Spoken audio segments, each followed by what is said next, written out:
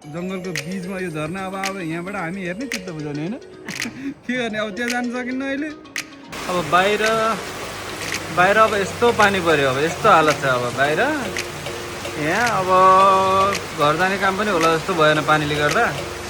अब हामी घुम्न जाने प्लान बनाइरहेको छौँ यस्तो पानीमा। अफिसमा पनि खासै काम भएन। आज हामी डाँडा जाने प्लान छ। डाँडा गएर के छ डाँडाको स्पेसल खाने प्लान छ। हामीसँग साथीहरू तयार हुँदै हुनुहुन्छ। बाहिर त पानी पऱ्यो त ठुलै फोन हान्दै हुनुहुन्छ माथि के छ स्पेसल भनेर। मन्नाम सर, मन्नाम सर के छ त प्लान माथि? फोन पनि भइसक्यो।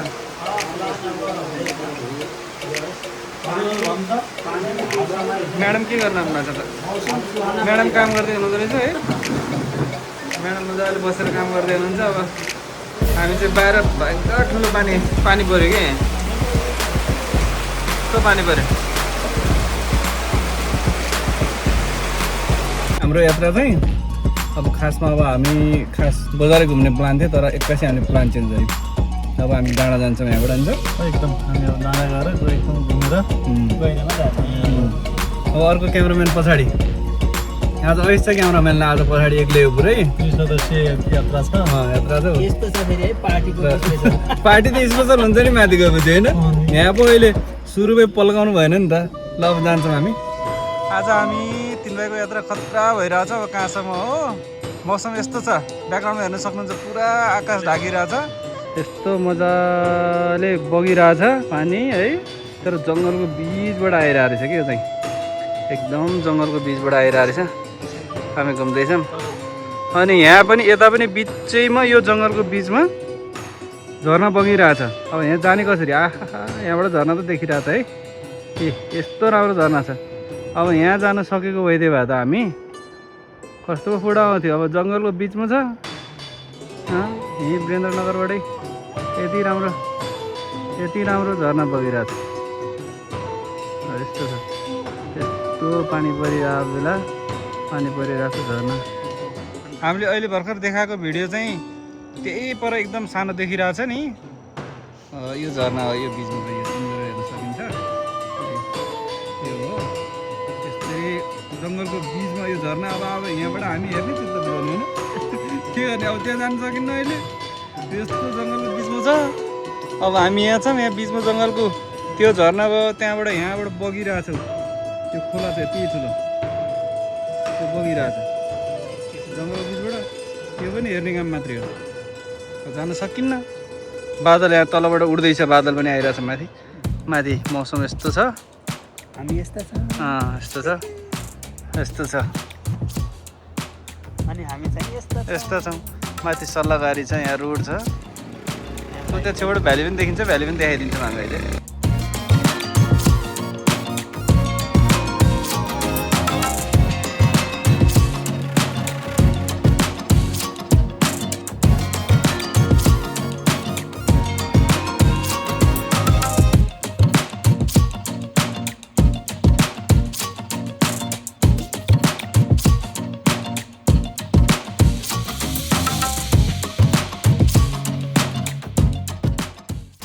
बाटोमै यस्तो यो फोटो खिच्नलाई पनि यस्तो ढुङ्गा बनिरहेछ।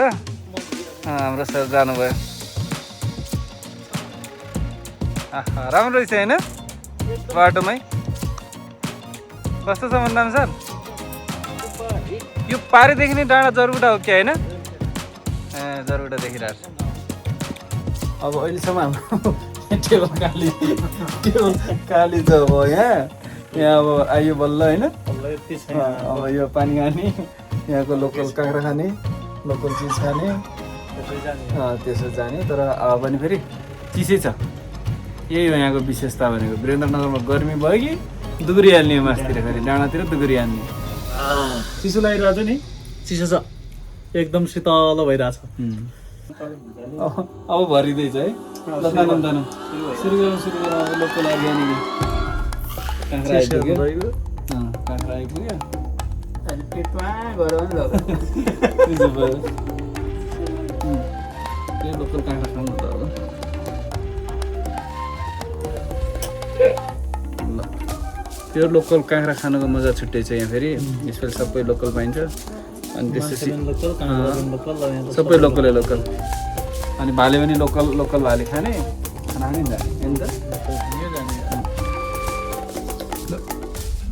अब आइपुग्यो टेबलमा लोकल फ्लेभर आइपुग्यो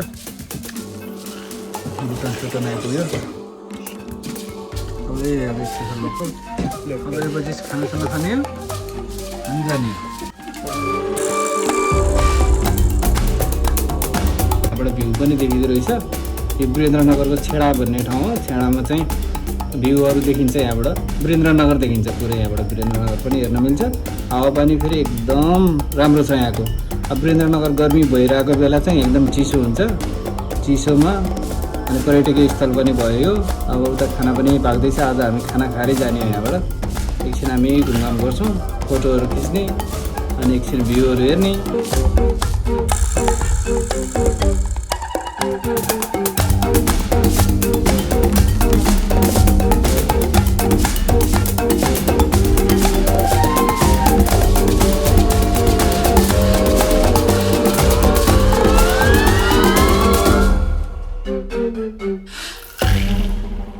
के हो यस्तो पुरा कक्रा कुकुर के भएको छ जाडो भएको छ कि एकदम चिसो चिसो छ अरे हजुरलाई के भएको छ नि खास मलाई ठिकै छ खासै जाडो पनि भएको छैन तन्दुरुस्त नै छु तर मौसम के फरक के लागिरहेको मौसम त असाध्यै शीतल छ चिसो छ एकदमै आनन्द आयो है अब यो तल गर्मी ठाउँबाट आएको यहाँ त पुरै स्वर्ग गए जस्तो एकदमै राम्रो छ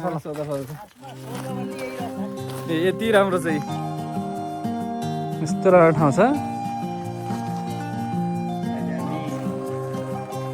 बाख्रा चरिरहेछ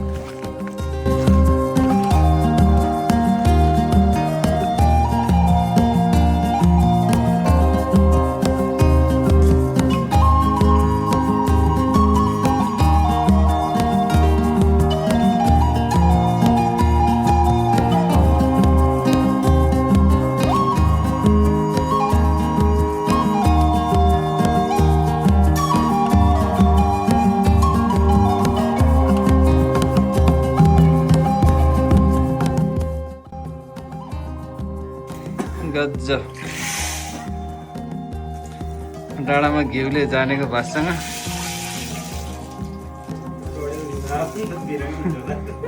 मोटाइन्छ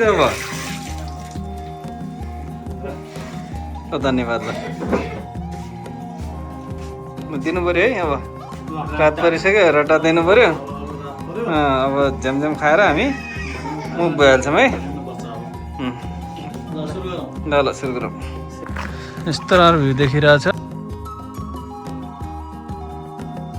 कस्तो भयो त आजको एकदम चाहिँ रमाइलो भइरहेछ घुमियो जाडो पनि चिसो लागिरहेछ चिसो लागिरहेछ कोटको अथवा चाहिँ ज्याकेटको मिस भइरहेछ आवश्यक भइरहेछ ठिक छ नि टिकाराम सर एकदम सब ठिक छ एकदमै नयाँ अनुभूति भइरहेछ साँझ परेको बेला यसरी आएर चाहिँ मजाले चाहिँ अग्लो ठाउँमा चिसो ठाउँमा आएर चाहिँ हेर्न पाइएको छ अब नयाँ ठाउँको खाना यहाँको खाजाको अनुभव लिने र आनन्द लिने भन्ने छ एकदमै यो सपना पुरा होला जस्तो छ ल यस्तो राम्रो भ्यू देखिरहेछ अब रात परिसक्नु लाग्यो अहिलेसम्म भिडियो हेर्नुभयो त्यसको लागि धेरै धेरै धन्यवाद फेरि हामी नयाँ भिडियोमा भेट्नेछौँ हस् त नमस्ते बाई बाई